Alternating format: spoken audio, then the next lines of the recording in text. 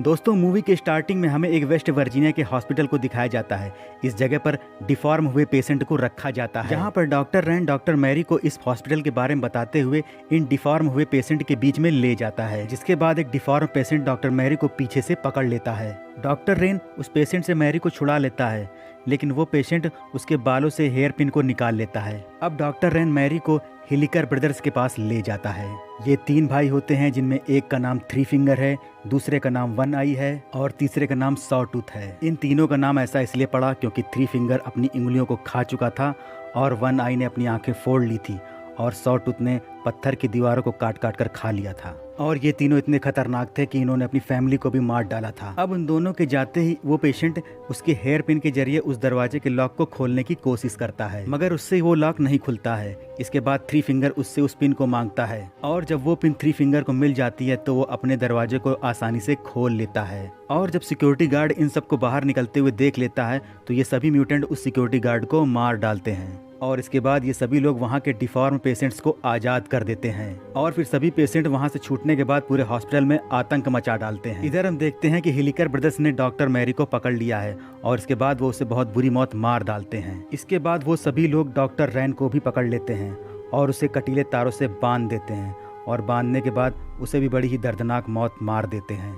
अब हमें 29 साल बाद दिखाया जाता है। यहाँ पर एक फ्रेंड का ग्रुप होता है जो सभी लोगों के साथ में स्नोमोबाइल से घूमने जाने का प्लान बना रहे होते हैं और फिर ये लोग स्नोमोबाइल चलाते हुए जंगल में काफी अंदर तक चले जाते हैं और कुछ समय बाद यहाँ पर बर्फ की हवाएं चलने लगती हैं और ठंड भी काफी बढ़ जाती है और फिर सभी ये लोग वहाँ से निकलने का मन बनाते हैं, लेकिन वहाँ से वो लोग वापस जाने का रास्ता भूल चुके होते हैं और फिर ये लोग एक रॉन्ग टर्न लेकर दूसरी दिशा की तरफ चले जाते हैं और कुछ समय बाद रात हो जाती है और तूफान भी बहुत तेज हो जाता है। इसी तूफान के बीच उन्हें दूर एक बिल्डिंग दिखाई देती है और वो सभी लोग उस बिल्डिंग के पास चले जाते हैं।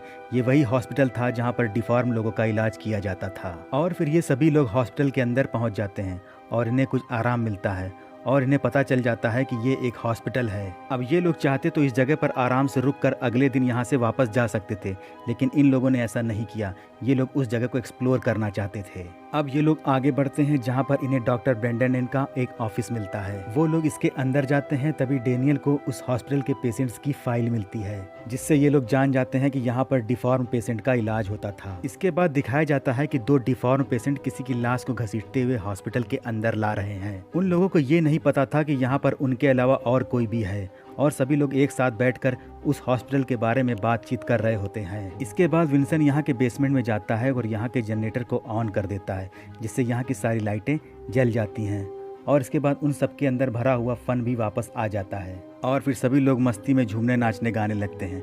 लेकिन उनको पता नहीं था कि यहाँ पर एक ट्रांसपेरेंट शीशे के पीछे 1 आई उन्हें दूर से देख रहा है। इसके बाद वो सभी लोग मस्ती करते हुए एक थिएटर में पहुँच जाते हैं। इसके बाद विंसन एक रील्स को यहाँ के वीडियो प्लेयर में चलाता है, जिसमें दिखाया जाता है कि डॉक्टर्स डिफॉर्म पेशेंट्स का यहाँ पर इलाज कर रहे हैं और सभी वो उसे देखने के बाद वहाँ से चले जाते हैं। विंसन को नींद नहीं आ रही होती है, जिसके बाद वो यहाँ पर घूमने के लिए चला जाता है और तभी थोड़ी आगे चल के वो देखता है तो उसे एक आदमी दिखाई देता है जो कि शीशे की दूसरी तरफ खड़ा होता है। विंसन को लगता है कि शायद वो पोर्टर है, लेकिन जैसे वो उसके पास जाता है तो उसे पता चलता है वो एक डेड बॉडी है। विंसन इससे पहले कुछ रिएक्ट करता कि सॉ टूथ वहाँ पर आ जाता है और उसे मार डालता है और उसकी बॉडी को खींचकर वहां से ले जाता है। अब अगला दिन आता है, लेकिन तूफान थमा नहीं होता है और जेना तभी उठती है और विंसेंट उसे यहाँ नहीं दिखाई देता है। फिर तभी वो बाकी लोगों से जाकर विंसेंट के बारे में पूछती है, लेकिन बाकी लोगों ने भी विंसेंट को पिछली रात से नहीं देखा होता है। अब जब विंसेंट का पता नहीं चलता है तो 4 लोग मिलकर विंसेंट को ढूंढने के लिए चले जाते हैं। वो लोग यहाँ की चीजों को एक्सप्लोर करते हुए विंसेंट को ढूंढ रहे होते हैं।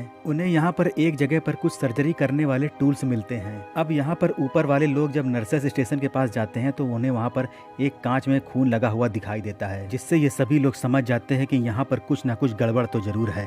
और दूसरी तरफ जेना विंसन को ढूंढती हुई किचन की तरफ आ गई होती है और वहाँ वो देखती है कि कोई आदमी विंसन की बॉडी को लेकर आ रहा होता है और तभी वो छुप कर उसे देखने लगती है और तभी वो देखती है कि वो आदमी विंसन की बॉडी को बड़ी बेरहमी से काट रहा होता है और वह देखकर वहाँ से डरकर भाग जाती है और भागते हुए अपने दोस्तों के पास आती है। वो इन लोगों को डिफॉर्म म्यूटेंट के बारे में बता ही रही होती है कि तभी अचानक शर्ट में लिपटा हुआ एक पैकेट उनके पास गिरता है। जब केनिया उस शर्ट को खोल के देखती है तो उसमें कटे हुए सर को देखकर उसके होश उड़ जाते हैं और वो चिल्लाने लगती है। लेकिन तभी इसी दौरान वो डिफॉर्म म्यूटेंट क्लियर को कटीले तारों से उसकी गर्दन से फंसा लेते हैं और ऊपर की तरफ खींचने लगते हैं।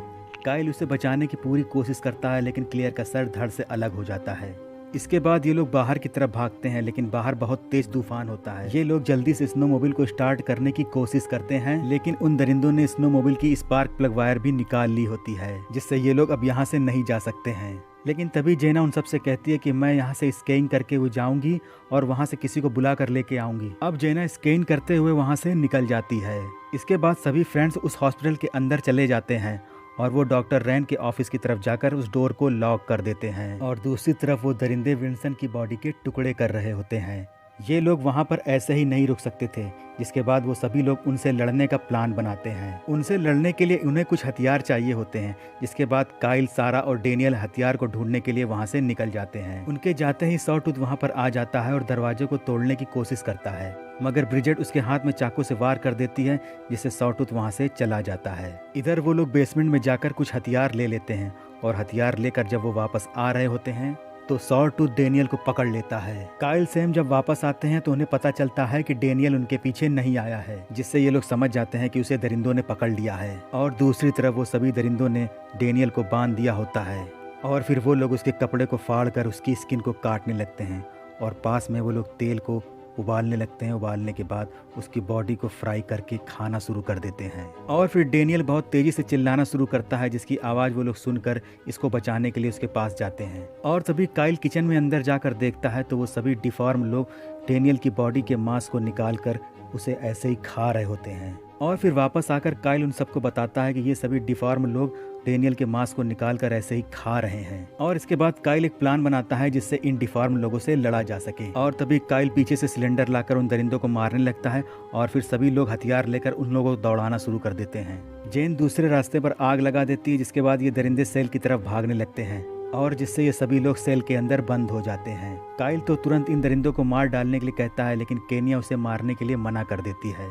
केनिया कहती है कि अगर हम ऐसा करेंगे तो हम भी इनकी तरह कातिल बन जाएंगे। अब काइल इन दरिंदों के पास रुकता है और बाकी लोग स्नोमोबिल के वायर को ढूंढने के लिए निकल जाते हैं। अब ये लोग काफी देर तक प्लग वायर को ढूंढते हैं, मगर उन्हें जब प्लग वायर नहीं मिलता है तो ये सभी लोग सोने के लिए चले जाते हैं। इधर काइल को भी नींद आ जाती है और वो भी सो जाता है। थ्री फिंगर को भी यहाँ वही पिन मिल जाती है जिससे पहले वो आजाद हुआ था और फिर वह इस पिन की मदद से उस गेट को खोल देता है और बाहर निकलकर काइल के ऊपर हमला कर देता है। और दूसरी तरफ केनिया जग जाती है और जगने के बाद वो काइल को देखने के लिए जाती है और वहाँ पर वो देखती है कि वो दरिंदे उस सेल से निकलकर भाग चुके हैं और काइल भी वहाँ नहीं था। और तभी केनिया वापस आती है और सभी दोस्तों से बताती है कि वो सभी दरिंदे सेल से निकलकर भाग चुके हैं। और तभी अचानक वो देखती है कि वहाँ पर कोई आदमी आ रहा होता है जिसके चेहरे पर बोरी लगी होती है और वो सभी लोग मिलकर उसके ऊपर हमला कर देते हैं। लेकिन जब वो उसकी बोरी हटाते हैं चेहरे से तो देखती वो काइल था। और तभी वो दरिंदे भी वहाँ आ जाते हैं। तभी वो लोग उससे बचकर एक कमरे में जाकर छुप जाते हैं। उस कमरे में जाकर उन्हें पता चलता है कि बाहर जाने के लिए खिड़की बर्फ से ढकी हुई है, इसलिए वो उसे तोड़ने लगते हैं। और फिर वो लड़कियां बर्फ में छेद करके यहाँ से निकलने का ट्राई करती हैं। 3 लड़कियां तो यहाँ से बच के निकल जाती हैं, मगर जेना मारी जाती है। और फिर ये तीनों लड़कियां बर्फ के तूफान में वहाँ से भागने लगती हैं और तभी वो खूनी दरिंदे उनकी स्नोमोबिल लेकर वहाँ पर आ जाते हैं। और फिर ब्रिजेट वहाँ पर बहुत बुरी तरह से मारी जाती है, जिसे देखकर केनिया बहुत ही असहाय हो जाती है और रोने लगती है। और फिर कुछ समय बाद सुबह हो जाती है और केनिया हेल्प के लिए चिल्लाती हुई वहाँ से आ रही होती है, मगर तभी उसके पीछे स्नोमोबिल से वन आई आ जाता है। लेकिन तभी सारा उसके मुंह पर डंडा मार के उसे स्नोमोबिल से गिरा देती है। और तभी वो लोग बहुत खुश हो जाती हैं और स्नोमोबिल से बैठकर वहाँ से जाने लगती हैं कि तभी अचानक एक तार से उनका सर कट जाता है और बहुत दूर गिरता है जाकर। और तभी थ्री फिंगर उनके सर को उठाकर वहाँ से चला जाता है। और अंत में इस मूवी का अंत होता है। तो दोस्तों, इस मूवी का एक्सप्लेनेशन आपको कैसा लगा हमें कमेंट में ज़रूर बताइए। और भी अच्छी मूवी का एक्सप्लेनेशन मैं करूँगा, इसके लिए हमारे चैनल को ज़रूर सब्सक्राइब करें। फिर मिलेंगे, तब तक के लिए धन्यवाद।